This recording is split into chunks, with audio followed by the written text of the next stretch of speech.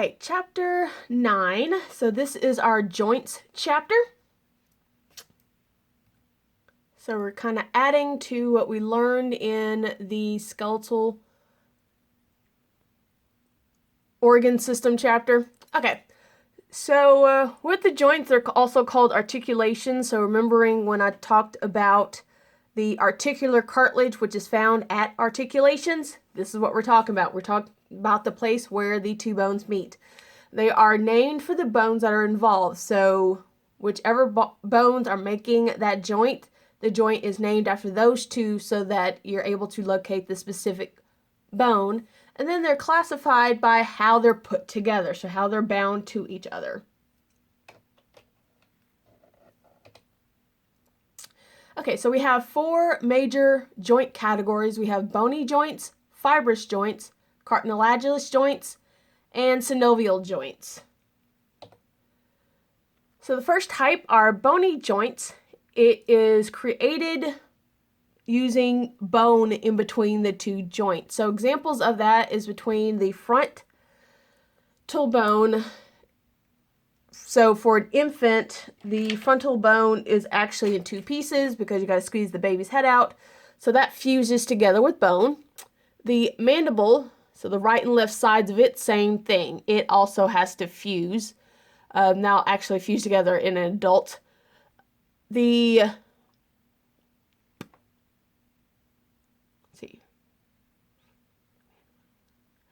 cranial sutures in the elderly, so this actually is a fibrous joint, and then eventually bone forms there. And your first rib with your sternum, so this one to the sternum, so right there, will eventually fuse together as bone. So probably part of the reason why sometimes you see older people that are kind of hunched over. It might be because they just lost the flexibility part of it, and of course dealing with their vertebra, but loss of flexibility in that front section. Okay, next one, fibrous joints. So our cranial sutures have these threads of collagen in between the two bones, and it's essentially like sewing it together. So different little fibrous threads sewing the two bones together. So with our fibrous joints, we have 3 different types. We have sutures, which is the type that makes up most of our cranial sutures. We have serrated, which is like a,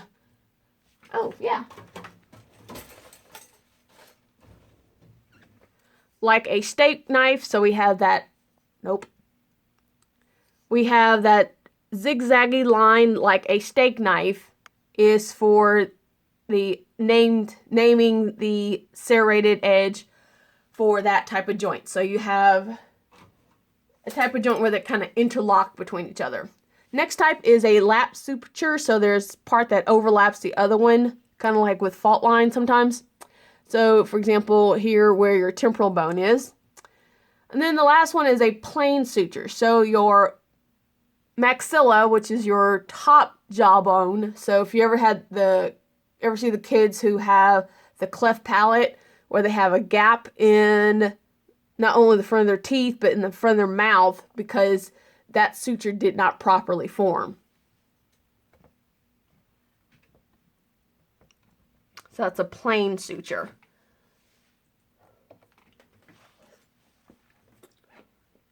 Going to make a little bit of an adjustment. There we go.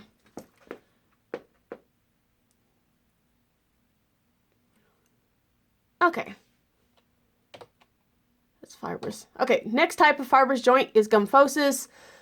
Still same concept. You have a fiber, it sews the two bones together. So in this case, between your, for example, like a jaw and one of your teeth, that helps to give some flexibility for that socket so that when you bite down on some food and it might be a little tough, it gives a little bit of flexibility to allow your tooth to wiggle just a little bit so they don't just break off if you're eating something too hard.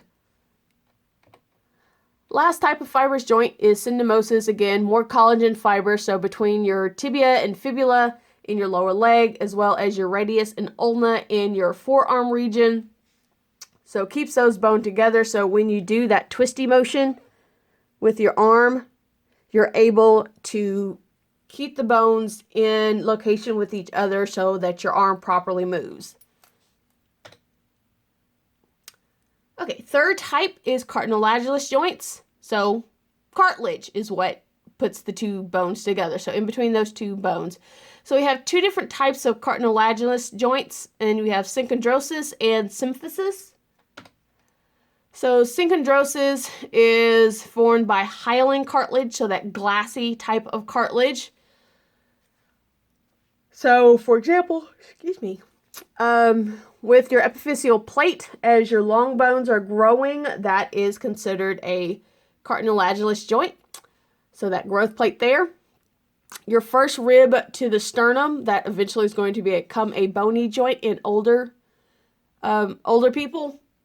That initially was cartilage, and then, just like our growth plate, end up fusing together as bone. Okay, next type of cartilage joint is your symphysis. So this one, the pubic symphysis, which just happens to be on your bone exam, is in between your two os coxa bones in the front, where we have the pubis section of this bone. So your os coxa is, again, a bone that is formed by three different bones, so they fuse together. So you have your pubis bone in the front. That's where you get your pubic portion of that joint name. You have your ilium, which is our big fan portion, and your ischium, which is the back curve portion. Another fibrocartilage joint that makes up this type of joint, are in between your vertebra. So good, tough cartilage helps to hold the weight. You have a lot of movement going on with your hips, so to keep those two bones from banging up against each other.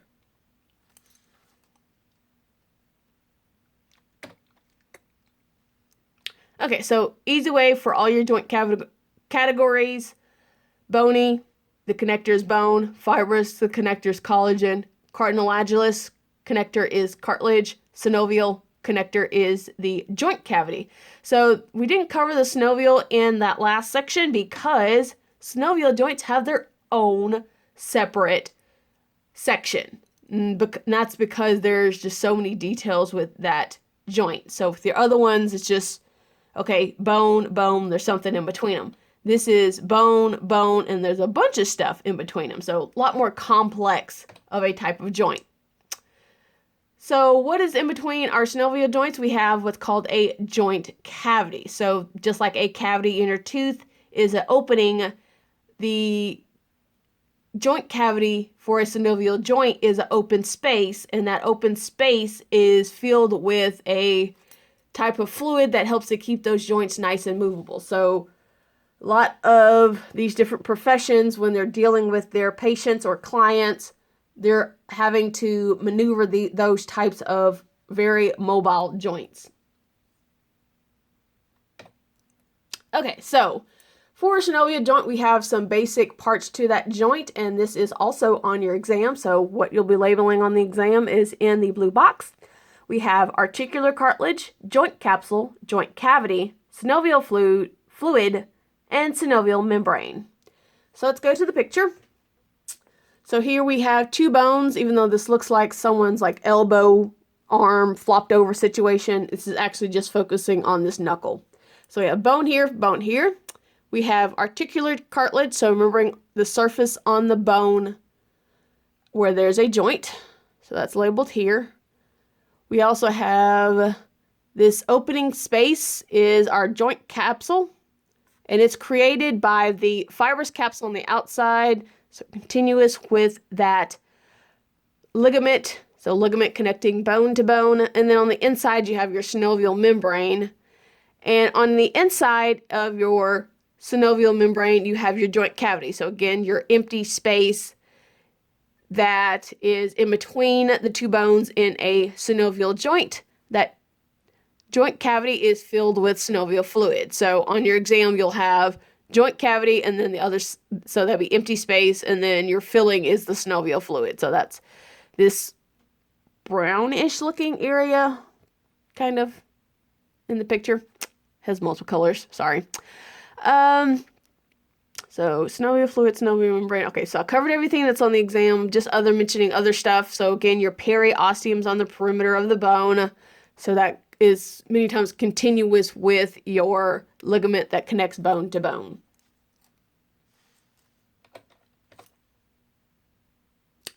Okay, so that's just the text version of what I said. You do have fibroblast inside that joint capsule, and they're creating the synovial fluid. Some of your synovial joints, and we'll actually cover some of them later when we talk about these specific sections, so 9.3. Some of them have extra cartilage in the area because they have extra work they have to do. So for example, in your knees, I skipped it, sorry. Okay, so we're going to do this one first. So in your knees, there's a fibrocartilage that grows into your synovial joint, and that's called a meniscus. For your temporomandibular joint, so between the temporal bone and your mandible, you have your articular disc. So it's another just fibrocartilage that is inside that joint, and basically it makes it more stable. It makes the movement in that area more secure, has to deal with the fact that it does a lot of work. So thinking of your jaw joint, like mine is flapping a bunch because I'm talking a bunch. So that provides extra support and cushion in that area. Your knees, they take a lot of hitting, especially people who are athletes. Your knees are going to take a bunch of work. Okay. And there's a bunch of extra stuff that goes along with it. I forgot to take that out. Oops. Oh well. Okay. Okay, bursa. So this is on your study guide. So the function of bursa is to cushion your joint. So at places where you have muscles, tendon, and skin close to the bone. Again, this is usually more in your actual joint section, not near the shaft. It just kind of helps to keep those tissues from rubbing up against each other, and therefore keeps damage from happening. Okay, ligaments and tendons. Again, tendons, muscle to bone, ligaments, bone to bone.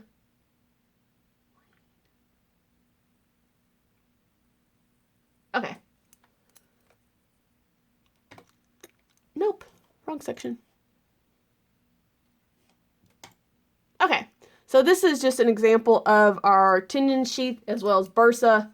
So here we have bursa here with all of those tendons right there.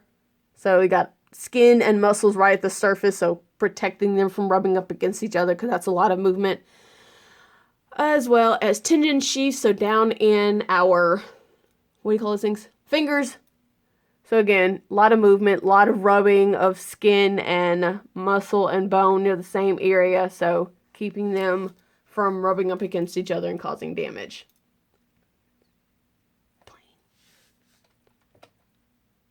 Okay, this is where this is. I guess I moved it. Okay. So on your study guide, it does have your different types of joints and how they move. So for example, your ball and socket. So your arm actually has all the 6 types of synovial joints. So we'll just go down your arm. So we have ball and socket joint, also called the humeroscapular joint of your shoulder is the example. So from your humerus and the scapula. So this one is where the ball, in this case the head of the humerus, fits into a cup or the socket of your scapula, and it's the only multi-axial joint. So in this case, it goes in every which way and direction, so gives you a wide range of movement.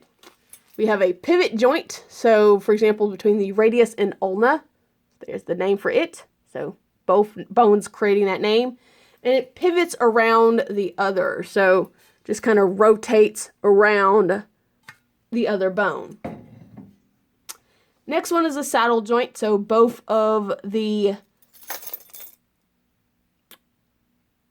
end pieces where the bones meet in that joint, they both are shaped like saddles. So one is cupped on top of the other, and they're able to go in two different directions.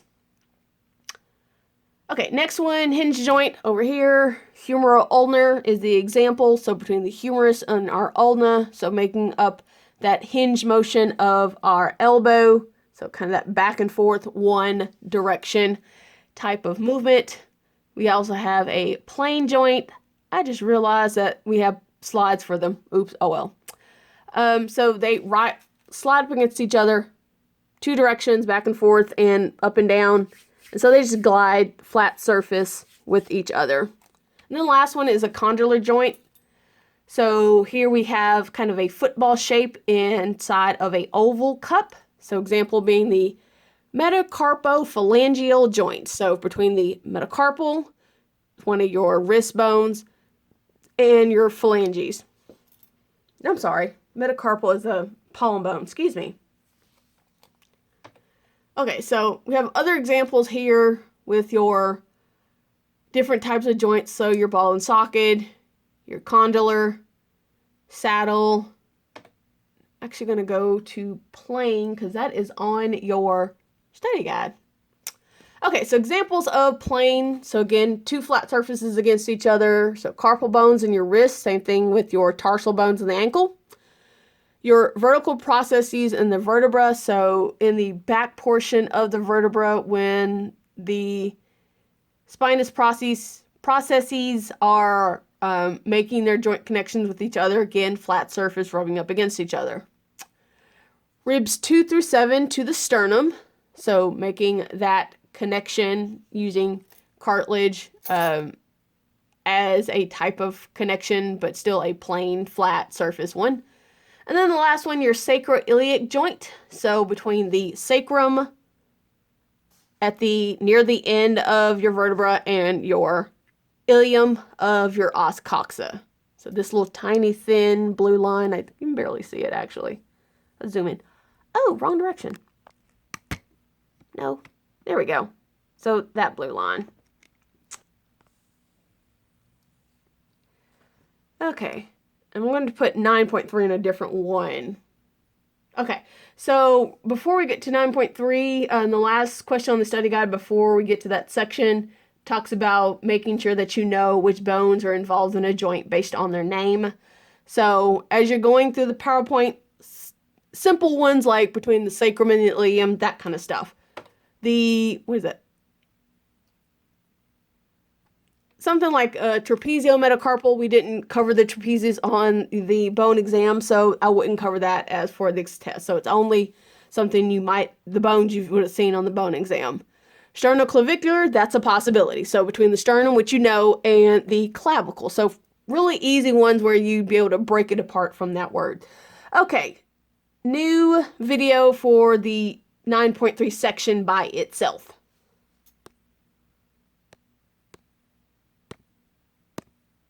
Oh, there it is.